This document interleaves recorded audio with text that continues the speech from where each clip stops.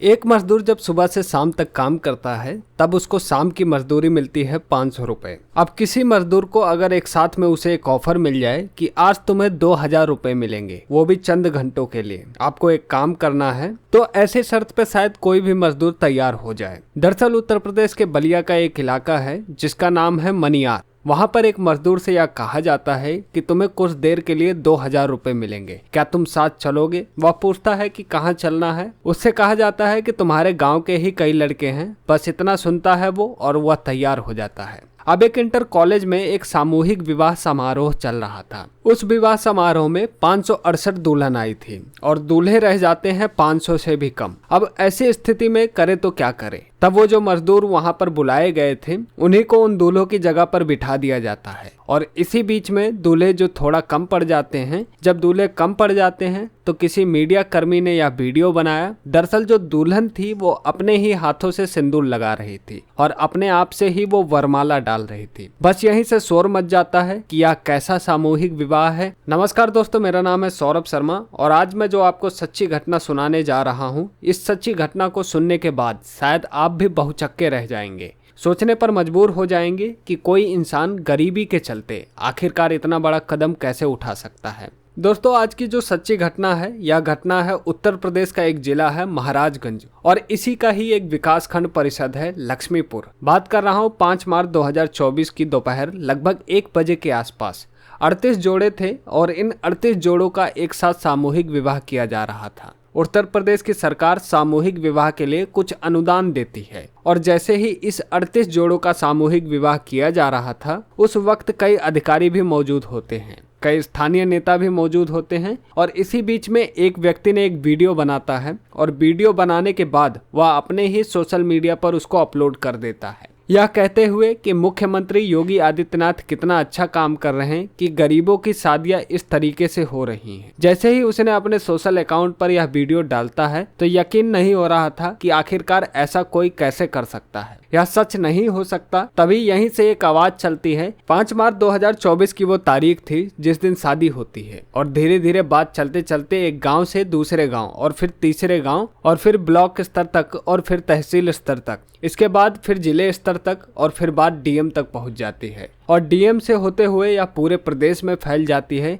अब शायद ही कोई ऐसा व्यक्ति बचा होगा जो इस घटना के बारे में जानकारी नहीं रखता होगा। दरअसल तफसील से अगर इस कहानी की शुरुआत करें तो कहानी कुछ इस तरीके से शुरू होती है। गांव कजरी की रहने वाली होती है प्रीति यादव और गांव लेहड़ा का रहने वाला होता है रमेश यादव। यह दोनों एक दूसरे को पसंद करते थे क्योंकि घर वालों की या परिवार वालों की कुछ ऐसी ही मर्जी थी कि दोनों की शादी हो जाती है। शादी होने के बाद यह लड़का रमेश यादव अपने किसी काम से यानी कि नौकरी करने के लिए घर से बाहर चला जाता है, मेहनत मजदूरी करता है और इसी बीच में किसी ने उसे बताया कि मुख्यमंत्री योगी आदित्यनाथ द्वारा साल 2017 में एक ही योजना आई थी जिसमें सामूहिक विवाह के बाद दुल्हन को कुछ नगद रुपए मिलते हैं, साथ ही उसे घरेलू सामान भी मिलता है। जब यह बात सुनी जाती है तो कहते हैं कि भाई हमारी तो शादी हो चुकी है, लेकिन प्रीति को बिचौलिया कुछ इस तरीके का लालच देता है कि क्या हुआ, तुम्हारा पति ही तो है, बस 7 फेरे लेने हैं, पैसे लेने के बाद अपने घर पर जाना है। और जब यह बात की जाती है तो उसके बाद उन्होंने बोला कि क्या करना होगा। इसके लिए उन्होंने कहा कि आपको एक ऑनलाइन आवेदन करना होगा। अब शादीशुदा प्रीति ने ऑनलाइन आवेदन किया। दूसरी तरफ से आवेदन करता है रमेश यादव। आवेदन की सारी प्रक्रियाएं हो जाती हैं और प्रक्रियाएं पूरी होने के बाद कुल मिलाकर एक शादी की तारीख 5 मार्च 2024 तय कर दी जाती है और इसके लिए स्थान बकायदा तय किया जाता है। विकास खंड परिषद लक्ष्मीपुर, उस मैदान में 38 जोड़ों की शादी के लिए बकायदा विवाह का मंडप सज जाता है और मंडप सजने के बाद और यहाँ पर इंतजार किया जा रहा था कि दूल्हा दुल्हन और उनके परिवार के लोग आ जाएं तो यह प्रक्रिया शुरू हो जाए। 2 पंडित जी थे।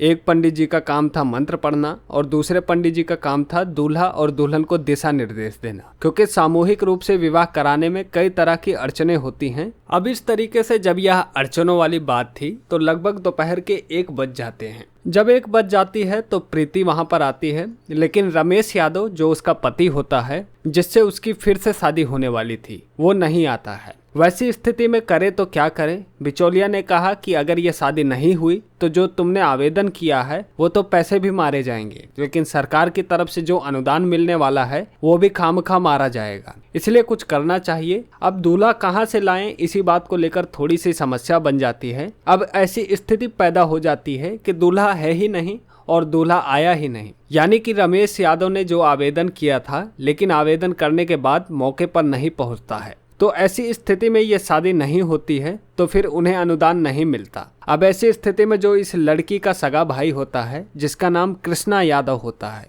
कृष्णा यादव पास ही में खड़ा हुआ था, तभी उस बिचौलिए की नज़र उसके भाई के ऊपर पड़ती है, कृष्णा के ऊपर पड़ती है। वह कहता है, कृष्णा यार थोड़ी देर की ही तो बात है, यह दूल्हे के कपड़े हैं और तुम्हें यह पहनने हैं और पहनने के बाद चुपचाप बैठे रहना है और कुछ करना नहीं है, कुछ बोलना नहीं है और ना ही कुछ बात होनी है। बस 1-2 घंटे की बात है और फिर 1-2 घंटे के बाद आराम से यहाँ चल पड़ेंगे। कुछ इसी तरीके से बिचौलिए ने कुछ उस तरह का प्रलोभन दिया और प्रलोभन देने के बाद यहाँ से वो दूल्हे के जो कपड़े होते हैं उन कपड़ों को पहन लेता है, सहरा बांधता है, सर पर टोपी पहनता है और फिर जो पगड़ी होती है उसको पहनने के बाद अपनी ही बहन के बगल में बैठ जाता है। जो पंडित जी होते हैं, पंडित जी ने मंत्रों का उच्चारण करना शुरू कर दिया, दूसरे पंडित जी ने इशारा करने शुरू कर दिए कि अब वरमाला डालिए, अब ऐसा करिए, अब आपको फेरे लेने हैं, अब ऐसे खड़े होना है, बैठना है। सारी प्रक्रियाएं चल रही थी। लगभग 2 घंटे के आसपास का वक्त हो जाता है। एक व्यक्ति खड़ा हुआ और अब यहाँ पर लगातार वीडियो बना रहा था, क्योंकि आजकल का जो जमाना है वो सोशल मीडिया का जमाना है। कहते हैं कि जिसके हाथ में मोबाइल होता है वो पत्रकार होता है, इसलिए एंड्रॉयड फ़ोन निकालता है और वो वीडियो बनाना लगातार शुरू कर देता है। वीडियो बनाने के बाद अपने वो सोशल मीडिया के जो अलग अलग हैंडल्स होते हैं वह उस पर उनको अपलोड कर देता है। अब तमाम तरह के सवाल थे। जब यह बात अधिकारियों तक पहुंचती है तो अधिकारियों के भी कान खड़े हो जाते हैं कि आखिरकार 38 जोड़ों की शादी तय हुई थी और बड़ी साफ सुथरी तैयारी भी हुई थी, लेकिन यह गड़बड़ कैसे हो सकती है। अब जांच पड़ताल शुरू हो जाती है और उस वीडियो के आधार पर जब जांच पड़ताल शुरू होती है तो आखिरकार जो ग्राम पंचायत अधिकारी होते हैं चंदन पांडे, वह सीधे पहुंच जाते हैं थाने, और थाना होता है पुरंदरपुर, और पुरंदरपुर थाने में जाने के बाद एसएचओ के सामने जाकर कहते हैं कि साहब मैं ग्राम पंचायत अधिकारी हूँ, एक एप्लीकेशन लेके आया हूँ, इसमें एफआईआर दर्ज कर दीजिए।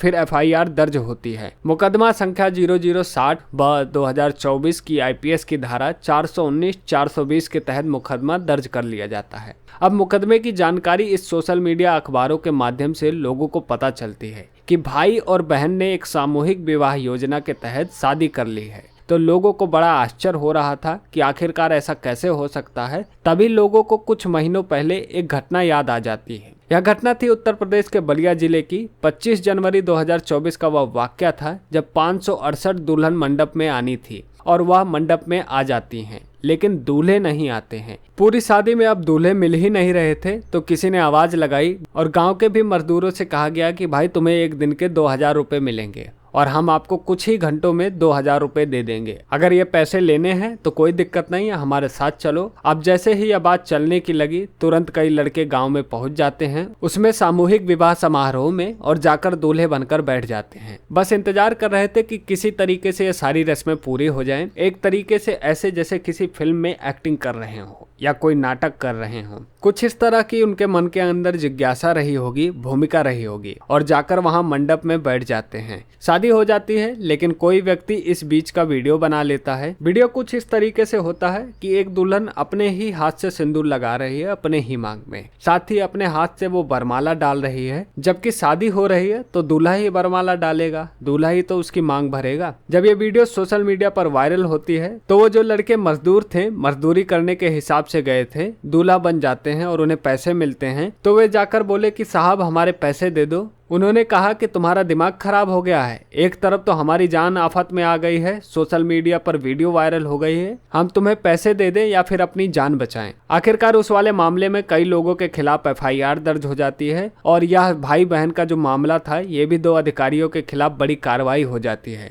मामला जब उत्तर प्रदेश के मुख्यमंत्री योगी आदित्यनाथ तक पहुंचता है तब उन्हें वाकई दुख होता है कि हमने किसी तरीके की योजना निकाली थी और किस तरीके से लोग इस पर काम कर रहे हैं। दरअसल मुख्यमंत्री ने कुछ सोचकर निकाला था कि गरीबों का उत्थान होगा, लेकिन इसी से ही गरीबों का उत्थान हो रहा है। आप इस बात से सहज अंदाजा लगा सकते हैं कि किस तरीके की गरीबी है कि एक भाई और बहन उस थोड़े से रुपए के लिए, यानी इसमें जो 35,000 रुपए की जो नगद रकम होती है वो दुल्हन के खाते में पहुंच जाती है। बाकी रकम में जो बिछिया है जो पैरों की उंगलियों में पहनी जाती है, पायल हो या घरेलू सामान हो या दूल्हा दुल्हन के कपड़े ही क्यों ना हो, यह सब बाकी पैसे में खरीदा जाता है। इस वीडियो को बनाने का उद्देश्य किसी को परेशान करना नहीं है, किसी का दिल दुखाना नहीं है, बल्कि आपको जागरूक करना है, आपको सचेत करना है, बताना है कि लालच बहुत बुरी वाला होती है, चाहे वो 2000 रुपए का लालच हो, चाहे वह पूरे 50,000 रुपए का लालच हो। इसलिए खुद की कमाई, खुद की मेहनत से जो पैसा आप बनाते हैं उसकी अलग ही बात होती है। और नंबर 2 के जो पैसे होते हैं वो कहीं ना कहीं पानी की कमाई होती है,